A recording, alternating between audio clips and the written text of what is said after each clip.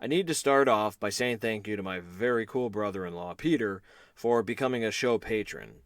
By being a patron, he gets exclusive access to what I'm working on in the background, research material, and the like. Peter's $1 a month helps me pay the bills for this podcast, as well as purchase more research material for me to consume, digest, and turn into more episodes. So, Peter, thank you. I really appreciate that.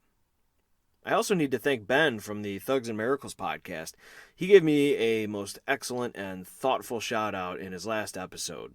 If you haven't checked out Thugs and Miracles, I highly recommend looking that up wherever you listen to podcasts.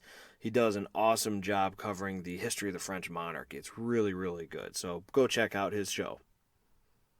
As I was going through my Rolodex of potential almost episode candidates, I was struggling to find something a little bit lighter, something that might bring a smile to our faces.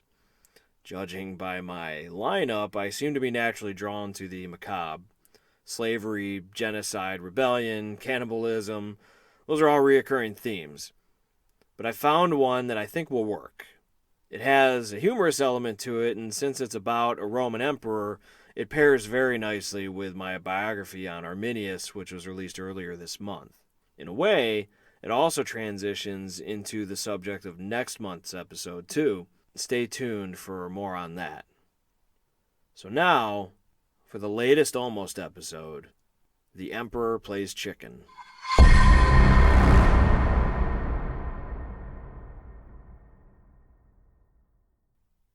Licinius Ignatius Gallienus was emperor of Rome in a most unfortunate time, the middle of the 3rd century. The empire was failing. It was tired, broken, scattered, and challenged by its enemies on every front. His own military disliked him due to his intellectual nature, and history has generally regarded him as not one of Rome's best, kind of a throwaway emperor. But he had a wonderful sense of humor, which just might make him my favorite Roman emperor of all time. One day, at an arena, more than likely the Colosseum, there was a bullfighting event going on that the emperor was attending. A certain huntsman charged with killing a certain bull was destined to have a really bad day. The bull was released, and the huntsman threw his spear at the animal but missed. The bull came at him again, and again the huntsman missed. Over and over, the huntsman kept whiffing in front of not only thousands of his countrymen, but also his emperor. Finally, after missing the bull 10 times, Emperor Gallienus halted the games and ordered that a garland crown be brought out to the huntsman. And so the heralds hurried out to the ring, and adorned the garlands on top of the huntsman's head. The crowd and the huntsman were no doubt confused. When Gallienus perceived their confusion, he admonished the crowd, insisting that this man indeed deserves a trophy, that he has actually accomplished quite a feat. Quote, "It is a difficult thing to miss a bull so many times." End quote. Despite Gallienus' wit, he couldn't ball-bust his way out of the insurmountable difficulties of his empire. The first 7 years of his reign, he co-ruled with his father, Valerian. And Valerian would rule in the east and fight the Persians, while Gallienus would rule in the west to fight various groups of the Germanic tribes that threatened from the Rhine, primarily known as the Alemanni.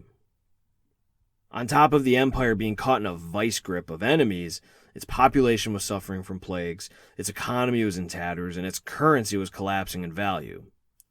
But, as history constantly reminds us, just when things seem to be at their darkest, they usually get worse. Valerian's army was destroyed by the Persians, and Valerian himself was captured, leaving Gallienus to rule as sole emperor. The crisis gave courage to would-be usurpers of the Roman crown to rise up in rebellion, which Gallienus was obliged to contend with. While he was dealing with this crisis, another rose. The emperor's provinces began declaring independence. Gaul, along with most of Western Europe, proclaimed itself its own empire. And the eastern provinces, the areas of Turkey, Egypt, and Judea, also broke away.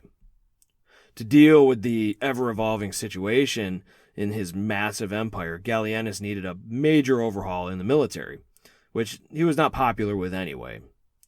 He eliminated the massive infantry armies led by powerful senators and instead raised a scattered force of cavalry units that could be dispatched in lightning speed to wherever they were needed in the empire.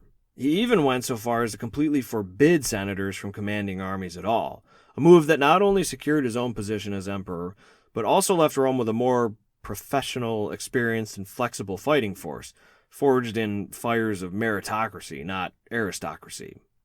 Throughout his reign, he actually had his fair share of military victories, too.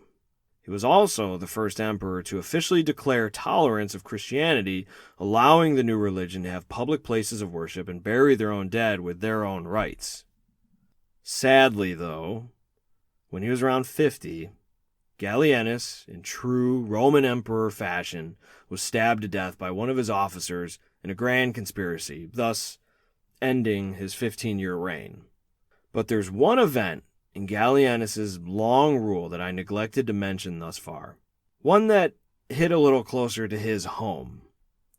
His wife, Cornelia Solanina, had taken a trip to the market, as one does, and came across a man selling something that caught the eye of the emperor's wife, a dazzling variety of beautiful jewels and gems. Solanina decided that she had to have them, and after what was probably a quick bout of bargaining, she procured her new jewelry. It's unclear when, but at some point she discovered that she had been deceived. The beautiful gems were in fact not gems, but mere glass beads. Her husband did what any husband, who also happened to be the Roman emperor, would do. He had the deceitful man arrested and scheduled to be fed to the lions of the Roman Colosseum. When the man's fateful day of reckoning for his treacherous deed had come, the terrified criminal was led out in chains before the bloodthirsty crowd, chanting and shouting. All knew his crime committed against their emperor's wife, and now they were going to watch him pay for it. Above the roaring crowd, the man could hear another sound, a terrifying sound. The sounds of his death. The growling lions, starved, beaten, and angry beast from the depths of the Colosseum's dungeons.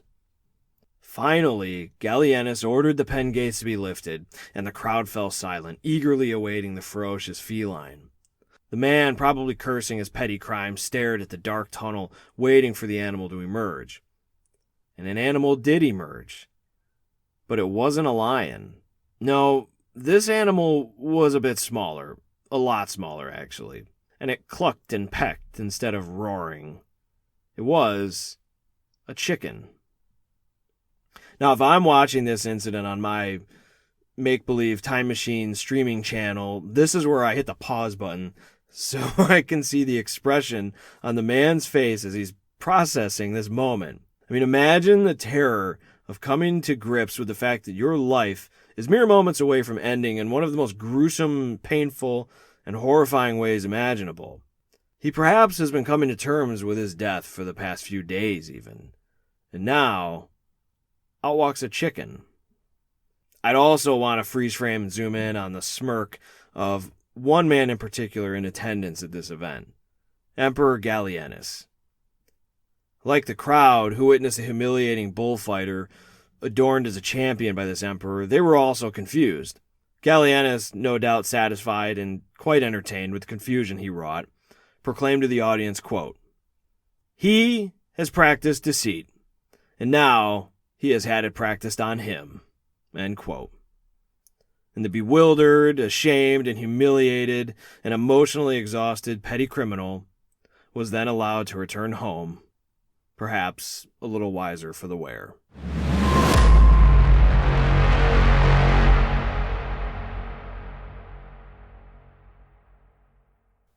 This punk for the history books comes from the Historia Augusta, which is a 1,500-year-old biography series of some of the Roman emperors prior to Constantine. The author takes a quick digression in his narrative of Gallienus to give us a few anecdotes of his quote-unquote wit. And thank God he did, because these are some lovely stories. If you enjoyed this episode, please consider leaving me a rating or review wherever you listen. I can't tell you how much those little stars and a few kind words mean to me personally, but also how much they affect organic listenership as well. And if you want to take your fandom one step further, you can become a Patreon for just $1 a month. If you think what I do is worth $1, please head over to patreon.com/writteninbloodhistory. I would gladly take that dollar. Like I said earlier, it really helps me pay the bills around here for this podcast.